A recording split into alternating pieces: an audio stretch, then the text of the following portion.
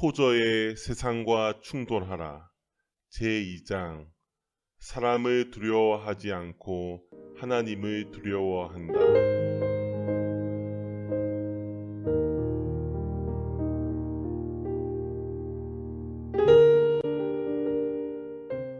하나님께서 하나님의 사람 이사야에게 주신 말씀이 이사야서 8장 13, 14절에 기록되어 있다. 만군의 여호와 그를 너희가 거룩하다 하고 그로 너희의 두려워하며 놀랄 자를 삼으라. 그가 거룩한 피할 곳이 되시리라. 이 구절보다 앞에 기록된 이사야서 8장 5절로 8절은 장차 아수르 민족이 하나님의 백성을 침략할 것이라고 예언한다. 하나님의 백성이 하나님을 버렸기 때문에 아수르가 흉용하고 창이란 큰 하수처럼 덮치게 될 것이었다. 그러나 하나님의 백성은 아수르의 침략을 목전에 두고 있으면서도 하나님에게서 멀어지고 있었다. 그들은 몇몇 나라들과 동맹 관계를 맺음으로써 아수르에게 대항할 궁리만 하고 있었다. 그들은 하나님의 음성을 듣지 않았다. 오직 이사야만이 하나님의 음성을 들었다. 어떤 시대든 간에 하나님의 음성을 듣는 사람들은 소수이다. 대다수의 사람들은 하나님의 음성을 듣지 못하지만 이 소수의 사람들은 그것을 듣는다. 좀 더 정확히 말하면 그들은 하나님의 음성만을 듣는다. 이사야 시대에도 오직 이사야만이 장차 일어날 일을 보았다. 가장 위대한 선지자인 이사야에게 하나님은 이 백성의 길로 행치 말 것을 강력하게 경고하셨다. 하나님은 이사야에게 시대의 흐름을 거스르는 자가 되라고 명령하신 것이다. 시대의 흐름을 거스르는 자가 되라는 말을 오해하지 말라. 나는 당신에게 반항자가 되라고 말하는 것은 아니다. 지금 우리 주변에는 많은 반항자들이 있는데 그들 대부분은 그들의 육신적 욕망에 사로잡혀 반항하는 것이다. 반면 정당하고 권장할 만한 반항자도 있는데 그것은 프로테스탄트이다. 하나님이 하나님의 사람 이사야에게 주신 이사야서 8장 13, 14절의 말씀에는 너는 대다수의 이스라엘 사람들이 가는 방향으로 가지 말라. 그들의 행동 방식을 따르지 말라. 대신 만군의 여호와를 거룩하다 하라. 그러면 내가 내게 거룩한 피할 곳이 될 것이다. 라는 뜻이 담겨 있다. 우리가 하나님을 두려워한다면 위험과 재앙이 곳곳에 도사리고 있는 이 세상의 한복판에서 하나님이 거룩한 피할 곳이 되어 주실 것이다. 그렇게 되면 우리는 온 세상에 하나님을 증거하게 되는 것이다. 우리가 하나님을 경외하고 하나님께 순종하는 것이 하나님을 증거하는 징조와 예표가 되는 것이다. 그렇기 때문에 이사야는 여호와를 나는 기다리며 그를 바라보리라. 보라, 나와 및 여호와께서 내게 주신 자녀들이 이스라엘 중에 징조와 예표가 되었나니 라고 말했다. 하나님을 두려워한 이사야의 이름은 아직도 살아있지만 이스라엘과 동맹을 맺은 민족들의 지도자들의 이름은 모두 잊혀졌다. 여기서 이사야는 능력을 얻을 수 있는 비밀이 무엇인지를 우리에게 가르쳐준다. 내가 비밀이라는 말을 썼다고 해서 오해하지 말라. 나는 무슨 비전적 의미에서 비밀이라는 말을 사용하는 것이 아니다.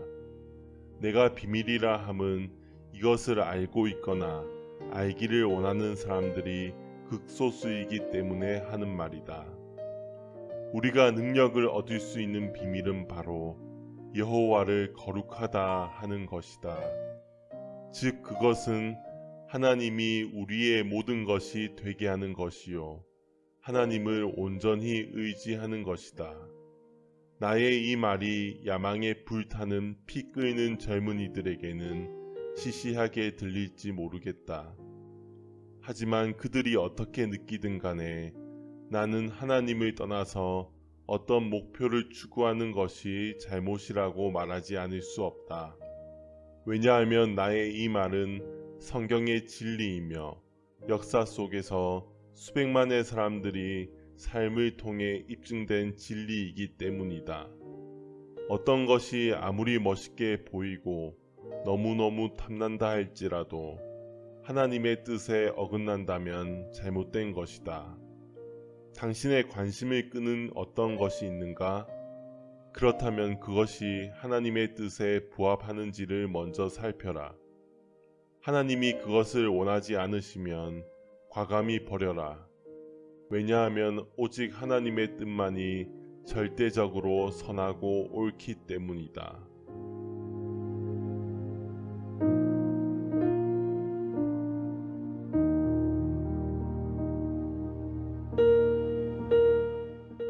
우리는 하나님을 개인적으로 체험할 수 있다. 혹시 어떤 사람들은 신앙적 체험이라는 말에 대해 거부감을 갖고 있을지도 모르겠다. 하지만 전혀 그럴 필요가 없다. 유감스럽게도 나는 신앙적 체험이라는 말의 사용을 경계하는 분위기에서 성장했다.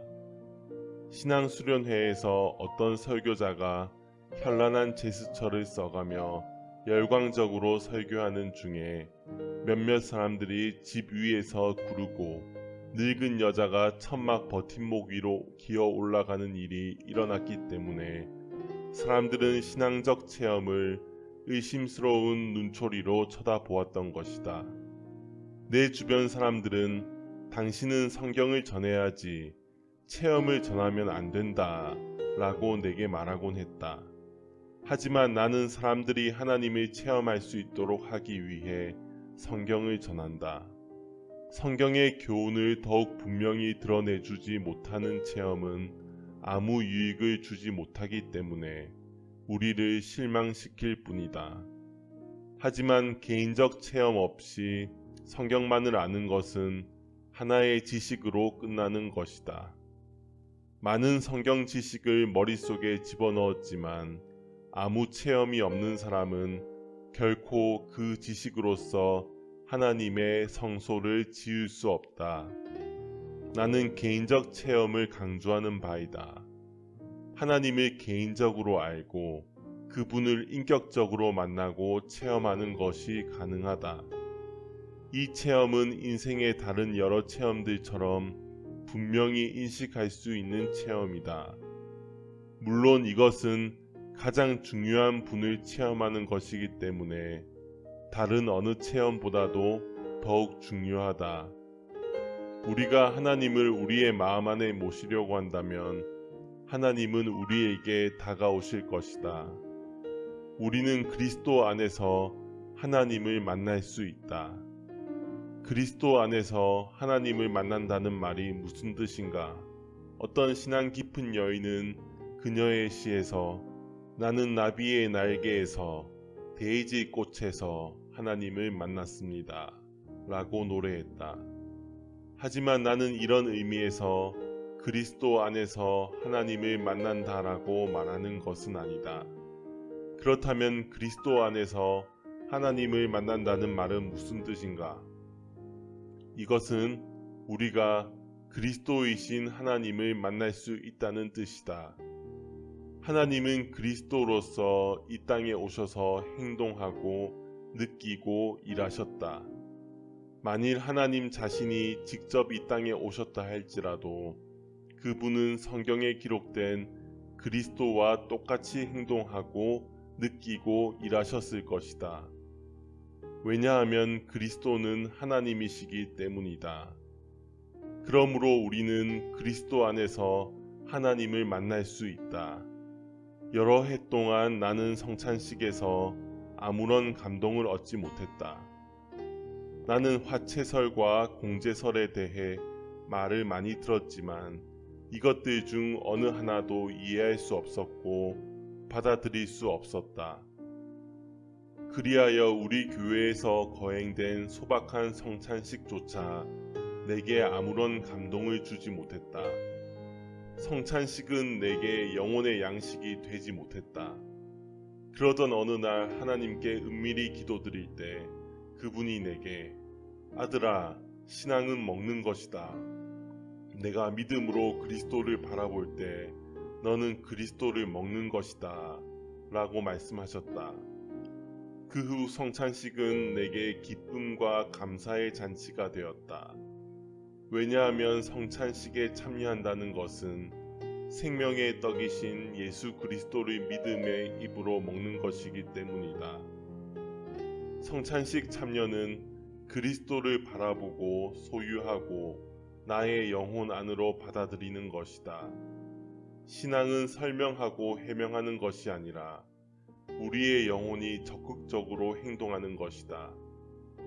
다시 말해서 우리의 입이 음식물을 섭취하여 위로 넘기듯이 우리의 영혼이 주 예수 그리스도를 받아들이는 것이 신앙이다. 전능하신 하나님은 당신과 내게 모든 것이 되신다.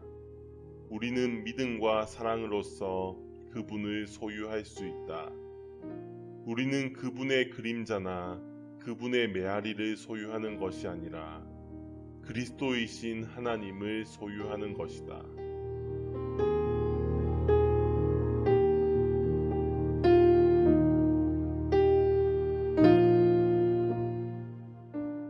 만군의 여호와 그를 너희가 거룩하다 하고 그로 너희의 두려워하며 놀랄 자를 삼으라. 그가 거룩한 피할 곳이 되시리라. 완전한 안전보장은 오직 하나님 안에 있다. 하나님을 마땅히 두려워해야 할 만큼 두려워하는 사람은 그 밖에 어떤 누구도 그 무엇도 두려워할 필요가 없다. 신약 성경에서 이해하기 힘든 말씀들 중 하나가 요한 1서에 나온다. 요한은 온전한 사랑이 두려움을 내어 쫓나니 라고 말한다. 나는 살면서 여러 가지 두려움들에 시달렸기 때문에 온전한 사랑이 두려움을 내어 쫓는 것이 어떻게 가능한가? 두려움을 쫓아버릴 수 있을 정도로 사랑하려면 어떻게 해야 하는가? 라는 의문에 자주 빠지곤 했다. 그러나 이제는 이 의문이 풀렸다고 생각된다. 온전한 사랑이 두려움을 내어 쫓는다는 것은 내가 하나님을 마땅히 두려워해야 할 만큼 두려워한다면 나는 엘리야처럼 내가 여호와 앞에 서 있다 라고 말할 수 있다는 것이다. 엘리야는 아합 왕을 두려워하지 않는다. 엘리야는 왕을 알현할 때 입어야 하는 복장을 갖추지도 않았고 에티켓 책을 읽지도 않았다.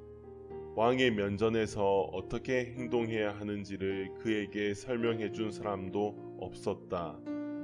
그는 세련되지 못한 투박한 사람이었다. 추측하건대 그에게서는 그가 성장한 산골의 냄새가 물씬 풍겼을 것이다.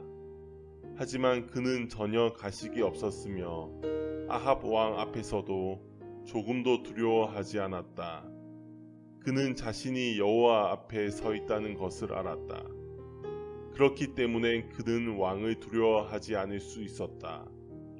수많은 날들 동안 전능하신 왕 앞에 섰던 사람이 어찌 일개 왕 앞에 섰다고 두려워하겠는가? 엘리야처럼 나도 하나님을 마땅히 두려워해야 할 만큼 두려워한다면 그 무엇도 그 누구도 두렵지 않을 것이다. 내가 그 무엇도 그 누구도 두려워하지 않는 것은 그 무엇도 그 누구도 나를 해칠 수 없기 때문이다. 나는 이 진리를 절대적으로 믿는다. 누구도 나를 해칠 수 없다. 나를 감옥에 가둔다 해도 나를 해칠 수 없다. 나의 재산을 강탈한다 해도 나를 해칠 수 없다. 돌아다니면서 나를 비방한다 해도 나를 해칠 수 없다. 나의 목을 자른다 해도 나를 해칠 수 없다. 왜냐하면 하나님의 관점에서 보면 이런 것들은 나를 해치는 것이 아니기 때문이다. 나를 하나님에게서 영원히 떼어놓는 것만이 나를 해치는 것이다. 사람들이 나의 재산, 나의 명예, 그리고 나의 목숨을 취한다 해도 그리스도의 보혈로 붉게 물든 두꺼운 외투가 나를 두르고 있다면 나는 이미 죽어서 2000년 동안 하나님의 품에 안겨 있는 사람들만큼 안전하다.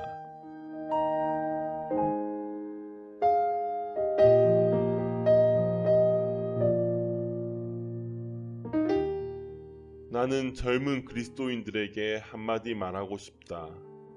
특히 목회자나 선교사가 되려는 젊은이들에게 당부하고 싶다. 사람들의 손아귀에서 벗어나라. 하나님은 우리가 사람들을 추종하는 자가 되는 것을 원하지 않으신다. 다만 하나님은 우리가 사람들을 사랑하고 존중하고 칭찬하기를 원하신다. 그들이 우리에게 정당한 권위를 행사할 수 있는 위치에 있는 사람들이라면 하나님은 우리가 그들에게 복종하기를 원하신다. 또한 하나님은 우리가 함께 일하면서 화목하기를 원하신다. 하나님은 우리가 그들에게 반항하거나 우리의 육신적 주장을 고집하기를 원하지 않으신다.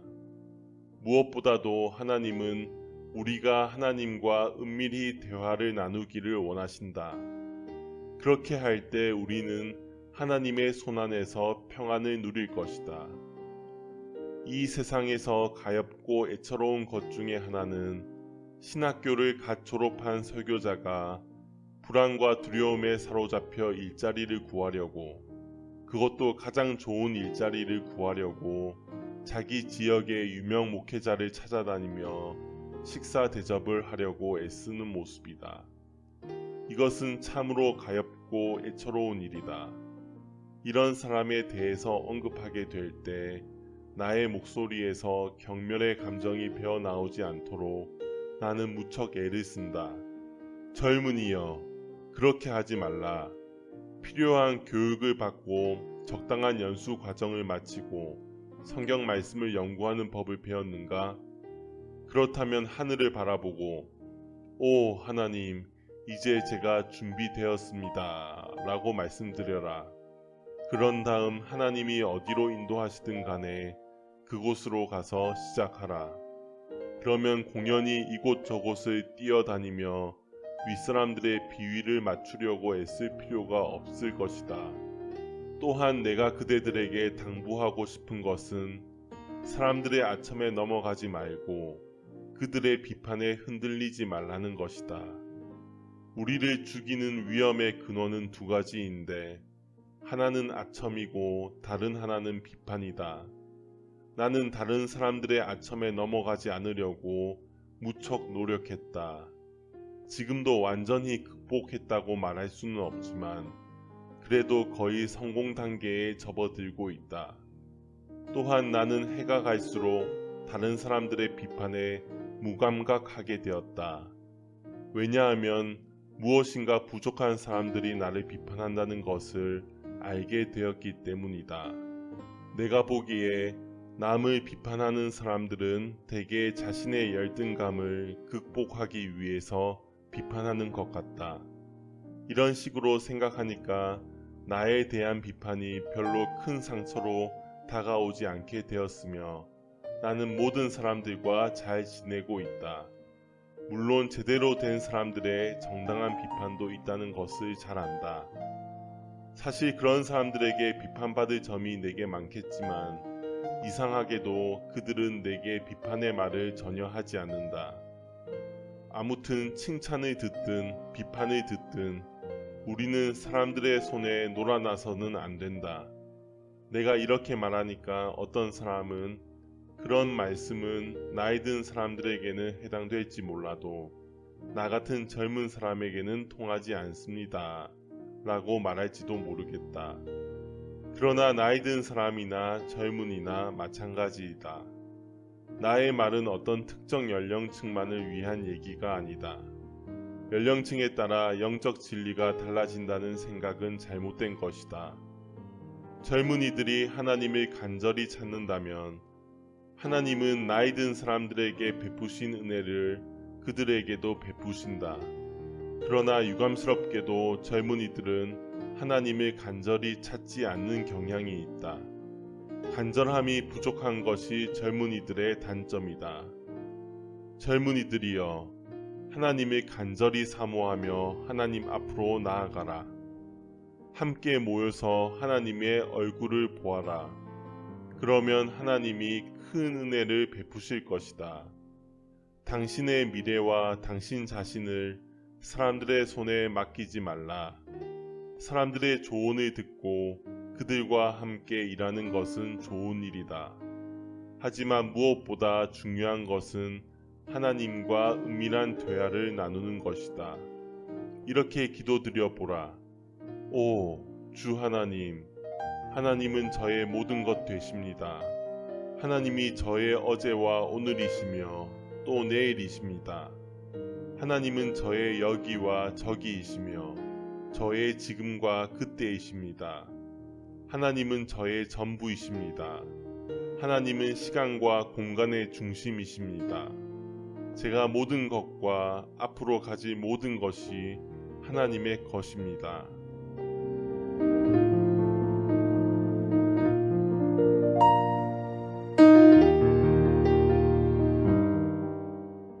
그리스도 안에 계신 하나님에 대해 잠시 생각해보자.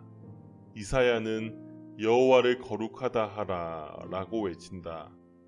우리는 이 말을 바꾸어 그리스도를 거룩하다 하라 라고 말할 수 있다.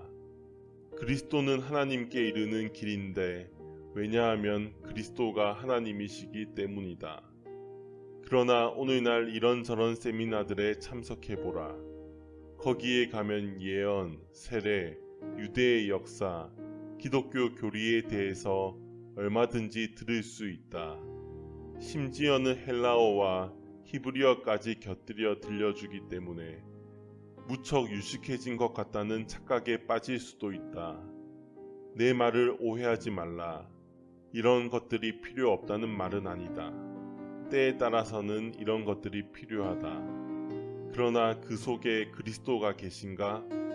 만일 그 속에 그리스도가 계시지 않다면 이런 것들은 아무 의미가 없지 않은가? 예배당 건축을 예로 들어보자. 예배당을 지으려면 벽을 만들어야 하고 벽을 만들려면 비계를 먼저 세워야 한다. 그러나 비계가 중요하다고 해서 우리가 평생 비계에서 하나님을 예배할 수는 없는 것이다. 예배당이 완성되면 우리는 비계를 걷어버리고 안으로 들어가 무릎을 꿇고 주님을 예배해야 한다. 이것이 좀 투박한 비유이기는 하지만 그래도 우리에게 시사하는 바가 많다. 언제까지나 비계에 머물 수는 없듯이 언제나 세미나, 교리, 성경 지식, 종교적 형식에만 집착할 수는 없다. 우리는 그것들 속에서 그리스도를 만나야 한다. 기독교는 예수 그리스도를 숭모하기 위한 종교이다. 기독교는 단지 죄의 형벌에서 건진받는 것으로 끝나지 않는다. 기독교는 당신을 향한 하나님의 목적을 실현시키는 종교이다. 하나님의 창조 목적은 물론 당신이 하나님을 예배하는 것이다. 기독교는 당신이 하나님을 알고 그리스도의 사랑을 뼛속 깊이 느낄 수 있도록 하나님이 당신에게 전한다. 교회의 역사를 살펴보라. 그러면 우리가 이제까지 들어왔던 이름들, 그리고 우리가 앞으로 우리의 아이들과 학생들과 교인들에게 전해줄 이름들이 눈에 띌 것이다. 그들은 하나님을 위하여 큰 일을 이룬 신앙의 위인들이다. 내가 강조하고 싶은 것은 그들 대부분이 그리스도와 깊은 사랑에 빠진 사람들이라는 사실이다. 그분을 깊이 사랑하지 않고 어찌 그토록 위대한 일을 이룰 수 있었겠는가? 물론 그들이 모든 교리들에 대해 똑같은 견해를 가졌던 것은 아니다. 조나단 에드워즈와 존 웨슬리가 같은 지역에 살았다 할지라도 두 사람은 결코 상종하지 않았을 것이다. 왜냐하면 에드워즈는 철저한 칼빈주의자였고 웨슬리는 행복한 알미니안주의자였기 때문이다. 그러나 그들은 모두 구주를 사랑했고 뜨거운 열정으로 사명을 감당했기 때문에 그들의 세대에게 수많은 영적인 복들을 가져다 주었다. 또한 그들이 남긴 신앙적 유산은 오늘날까지도 우리에게 큰 영향을 끼치고 있다. 하나님은 그들에게 너희가 신학의 어떤 학파에 속하느냐라고 묻는 대신 너희는 내 아들을 어떻게 생각하느냐라고 물으셨다. 그들은 하나님, 우리는 그분을 사랑합니다 라고 대답했으며 하나님은 좋다, 나도 내 아들을 사랑한다 라고 말씀하셨다. 그리스도를 사랑하는 것은 기독교 신앙의 핵심이다. 그분은 모든 문제의 해결자이시다. 우리의 인생에서 그분이 해결하지 못하실 문제는 없다. 우리가 그분을 온전히 의지한다면 그분 이외의 다른 어떤 것도 필요 없다.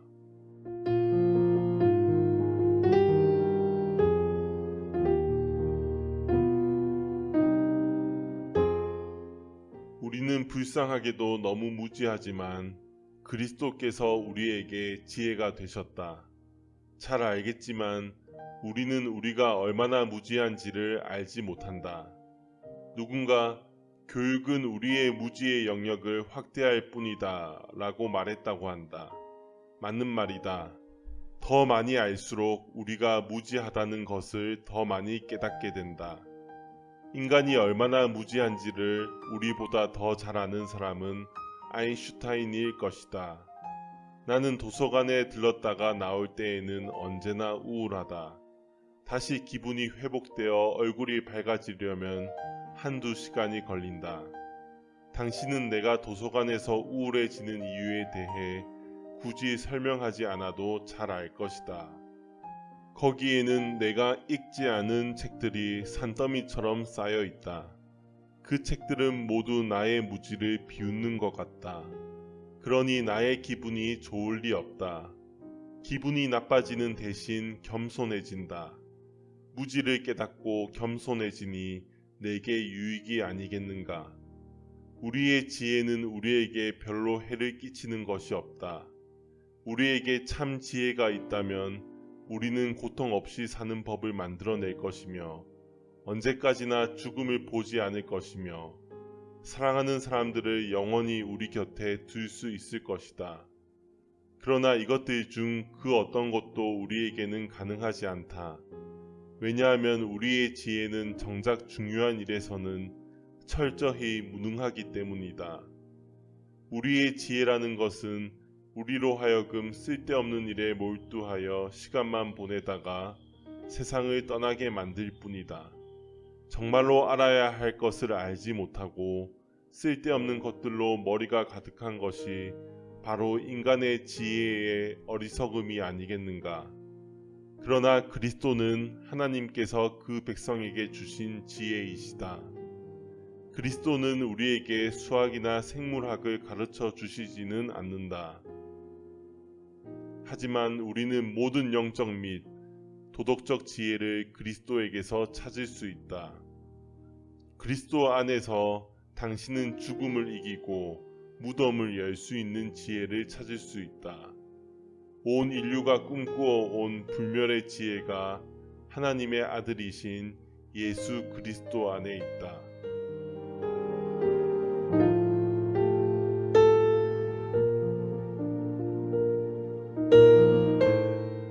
그리스도는 본질적으로 뒤틀어진 우리에게 의가 되신다. 우리의 무지보다 더 심각한 문제는 변명의 여지가 없을 정도로 뒤틀어진 우리의 악이다. 우리는 본질적으로 악하고 끊임없이 악을 저지른다. 그러나 사도 바울은 예수는 우리에게 거룩함이 되셨다라고 말한다. 우리는 완전히 무력하지만 그리스도는 힘이 되셨으며 우리는 다리가 후들거릴 정도로 두려워하지만 그분은 평안이 되셨으며 우리는 꼼짝없이 죽을 수밖에 없지만 그분은 생명이 되셨다. 예수님은 생명이시다. 그분의 생명은 우리가 잃어버린 생명보다 더욱 좋은 생명이다. 왜냐하면 그분이 영생이시기 때문이다. 하나님이 내게 영생을 주셨기 때문에 지금 내게는 영생이 있다 라고 말할 때 우리는 영생이 단순히 영원히 사는 것이라고 생각하기 쉽다. 물론 영생은 영원히 사는 것이다. 그러나 그것이 전부는 아니다. 정확히 말해서 영생은 하나님과 교제하면서 영원히 사는 것이다. 영생은 곧 유일하신 참 하나님과 그의 보내신 자 예수 그리스도를 아는 것이니이다. 라는 예수님의 말씀에서 아는 것은 교제하는 것을 의미한다. 영생은 그리스도를 통하여 하나님과 올바른 관계를 맺는 것이지만 영원한 죽음은 하나님에게서 영원히 분리되는 것이다. 하나님이 내게 영생을 주신다고 할 때 하나님은 내게 어떤 물건을 주시는 것이 아니라 바로 예수 그리스도를 주신다. 왜냐하면 예수 그리스도가 바로 영생이시기 때문이다. 당신에게 간곡히 부탁하노니 이 세상의 그 무엇보다 하나님의 아들을 사랑하라. 그분을 모르는 사람들은 그분 밖에서 모든 것을 찾겠지만 우리는 그분 안에서 모든 것을 찾아야 한다. 그들이 산과 들을 헤매며 찾는 것을 우리는 바로 성소에서 찾을 수 있다. 다윗은 하나님의 성소에 들어갈 때에야 저희 결국을 내가 깨달았나이다 라고 고백했다. 우리에게 가장 큰 깨달음이 주어지는 곳은 바로 성소이다. 거기에서 중세의 저술가들이 페너트레일리어라고 불렀던 곳에서 당신의 영혼의 가장 깊은 곳에서 예수 그리스도가 자신을 드러내실 것이다. 그리스도는 하나님이 자신에게 대하여 드러내기를 원하시는 것을 모두 당신에게 드러내실 것이다. 그리스도를 거룩하다 하라. 그분에게 가장 좋은 자리를 드려라. 온 정신을 그분에게 쏟으라. 당신 자신을 그분에게 드려라. 당신을 업어매어 그분에게서 멀어지게 만드는 줄들을 모두 끊어버려라. 그분만이 당신의 모든 것이 되게 하라. 그러면 그분은 당신이 이제까지 꿈꾸어온 그 어떤 것보다 더 큰 꿈을 이루어 주실 것이다. 왜냐하면 그분은 지혜와 의로움과 거룩함과 구속함이 되셨기 때문이다. 다음은 페이버가 지은 오 예수님, 예수님이라는 찬송시이다. 오 예수님, 자비하신 주여, 주님의 거룩하신 이름을 하루에 1000번 부를 수 있도록 허락하소서. 이는 제가 주님을 너무 사랑하기 때문입니다. 예수님이 모든 것이다. 당신은 예수님을 찾았는가? 예수님이 당신의 주님이신가? 내가 교회를 존중하지만 예수님은 교회가 아니시다. 나는 기독교를 믿지만 예수님은 종교가 아니시다. 예수님은 생명의 떡이요 해와 달 같은 분이요 우리의 모든 것이다. 이제 예수님에게 당신을 온전히 바치지 않겠는가?